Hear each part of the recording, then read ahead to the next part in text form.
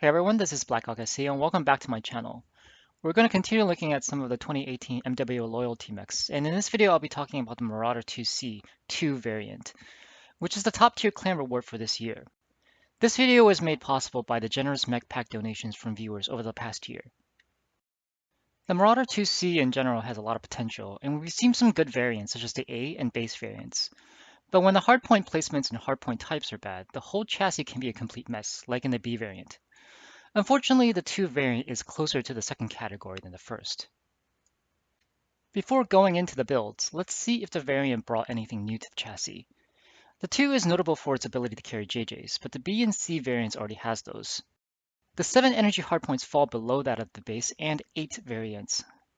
The hardpoints that it does have are not high mounted and spread across the chassis, so the placement isn't giving us anything new either. The 2 variant does get 1 quirk, which is a 10% reduction on the heavy laser duration.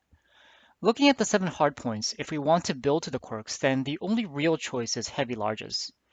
The problem with building heavy larges is their high slot requirement, and on this variant, we'll need to use the left and right arms to carry them. This means a lot of exposure time since those arm hardpoints are low and wide. The generic laser vomit build with ERMLs and heavy larges also experiences the same problem. This is probably the first build that a lot of people will think of, but it's not good and I don't recommend running this setup. In addition to all that exposure time, the slow weapon convergence between the ERMLs on the arms and CT becomes a second issue that you have to deal with. You can arm lock, but toggling between the arm lock on and off takes up precious moments during the middle of a fight. And combine that with the exposure time and the rather low agility of the mech, you're going to have to deal with a lot of return fire anytime you're taking a shot. What if we don't use the quirks then? In that case, there are several possibilities, but they can already be done on existing mechs, so I don't think it's really worth going through all of them. I'll give you a couple of examples though. One of them is the pulse laser build that you see here. This is a pretty decent build, but again the Marauder 2C base variant will be able to do it better. Quad ER large, LPL, or ERPPCs can be done on pretty much any other variant, and often with better hardpoint locations. So what can we do that's both unique to the 2 variant and doesn't suck? Let's first address the issue of the width of the mech. We have to eliminate using either one of the arms. While the left arm has 3 energy hardpoints versus the 2 on the right, I'd still prefer a right stacked build, so we'll be keeping only the 4 energy hardpoints. Now, not only can we avoid ultra long exposure times, we can also use the big left arm as a shield. Since we'd like to use the heavy laser quirk, which is the only thing that makes this variant unique, we'll use 2 heavy larges on the right arm. For the CT, our only real choice is the ER large laser, due to any other energy weapon taking too many slots or not providing enough firepower. To fill up the rest of the tonnage, we put in heat sinks, a jump jet, and a TC. This normally plays as a side peeking skirmisher. If you're not familiar with skirmishing, I'll put up a card from my guide up top. You're going to use your relative speed and range to find good positions where you can peek the right side of a building, torso twist, and go back to cover. This way you take as little return fire as you can, and hopefully most of that return fire will go to your empty arm. As an assault with a 53.5 point alpha, you have the armor and firepower to trade favorably with most heavies and below, but don't go up against Mad Cat Mark IIs and the like. If you're newer to the game, I'll also point out that you need to separate the ER large and heavy large shots by half a second to avoid ghost heat. During map selection, you'll want to vote for long-range maps like Frozen City Assault and Grimplex's Assault, which will give you time to do some ER large laser pokes before the match gets to mid and short range. However, at the core, the build is still optimized for mid-range, so don't worry if the map that you get isn't long-range. I haven't fully scaled the mech yet, but for the skill tree, I would prioritize the cool run nodes before anything else to maximize the effectiveness of the 29 DHSs. Then you can look at building up your cooldown and laser duration nodes. The heat gen nodes aren't really that important, and you'll often find yourself at near base heat, but unable to shoot the heavy larges. Finally, get the radar depth and durability trees. Okay, let's get into a match demo. In this match, we're on Tourmaline Desert. Tourmaline has some ranged positions, like up on this hill right here, where you can see all the way across to Fox 6 area. So as I mentioned before, because you have the ER large lasers, you want to try to get some of these range pokes early on in the game if possible. But in this case, the enemy team wasn't going towards Fox 6, Fox 7, and so we're just going to go join the main body of our team and try to go for these more mid-range engagements. If you're making these long-range pokes, if you have the opportunity to do so, make sure to look at your minimap once in a while and try not to stray that far away from your team. Because, you know, if you're getting poked by a light in the back, then you're going to need their help to get that light off of you. So we're not seeing any targets thus far that we can shoot at. They're all behind some obstacles, but so we're going to try to move a little bit closer to be able to expose our guns.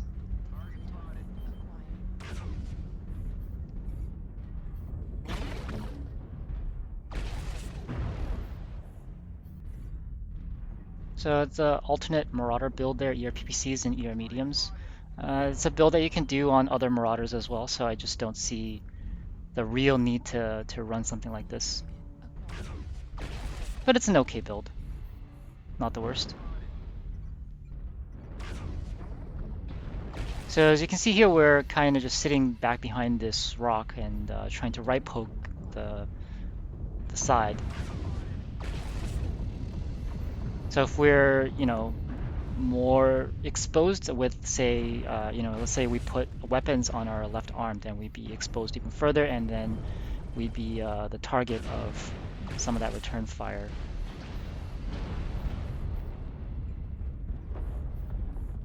The range on the ER large lasers also give you quite a bit of options. We also see from the UAV that there's like this NASCAR coming behind us, so we're gonna go back and try to help counter the NASCAR. So we're staring at this ER, this Ebon Jaguar there, and we can definitely trade with it favorably. And normally you don't want to trade against the Annihilator, but that was a really weird Annihilator build, machine guns and rotary 5s. So not very strong, and we can definitely do something against those less optimized assault builds.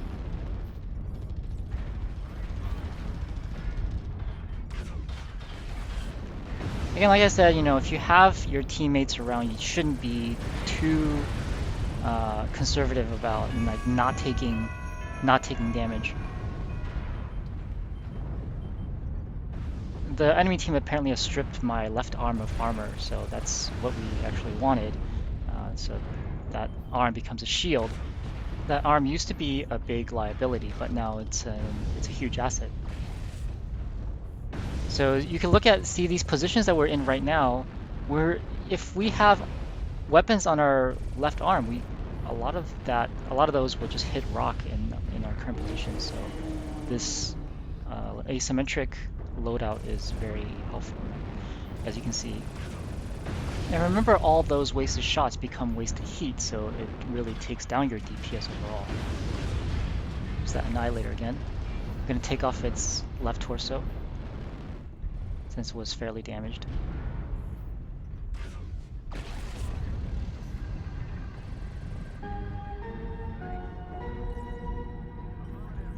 So we countered that NASCAR pretty well. And got a pretty good lead now. There's still a few remaining mechs on that enemy NASCAR, so we just go and finish those guys off.